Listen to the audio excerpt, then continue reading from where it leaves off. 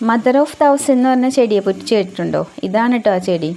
ഇത് കണ്ടില്ലേ, ഇതിൻ്റെ ഭംഗി കണ്ടിട്ട് ഞാൻ ഓൺലൈനിൽ നിന്ന് വാങ്ങിയതാണ്. കൃഷിപ്രാന്ത് തുടങ്ങിയ സമയത്ത് ഞാൻ ലക്നൗവിലൊരു സെല്ലറുടെ അടുത്ത് നിന്നാണ് ഇത് വാങ്ങിയത്.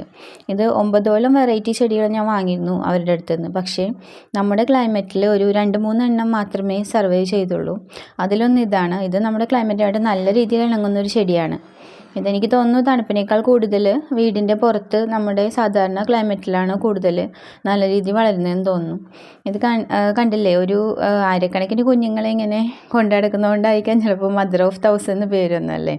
നമ്മുടെ ഇലമുളച്ചിയുടെയൊക്കെ വേറൊരു വെറൈറ്റിയാണെന്നാണ് തോന്നുന്നത്. കാര്യം ഇതിൻ്റെ പല കളറിലുള്ള വെറൈറ്റീസ് ഞാൻ കണ്ടിട്ടുണ്ട് ഈ ചെടിയുടെ. അതൊന്നും എനിക്ക് കിട്ടിയിട്ടില്ല. അപ്പോൾ ചില രാജ്യങ്ങളിൽ ഇതിനൊരു ലക്കി ജെയ്ഡും മണി പ്ലാന്റും ഒക്കെ നമ്മൾ വളർത്തില്ലേ, അതുപോലെ ലക്കിന് വേണ്ടി വളർത്തുന്നത് ചെടിയാണെന്ന് പറഞ്ഞു കേട്ടിട്ടുണ്ട്. അതിൻ്റെ കൂടുതൽ ഡീറ്റെയിൽസ് ഒന്നും അറിയില്ല. അപ്പോൾ എല്ലാവർക്കും നമ്മുടെ കുഞ്ഞൻ ചെടി ഇഷ്ടമായെങ്കിൽ നമ്മുടെ ചാനൽ ലൈക്ക് ചെയ്യുക, സബ്സ്ക്രൈബ് ചെയ്യുക. താങ്ക്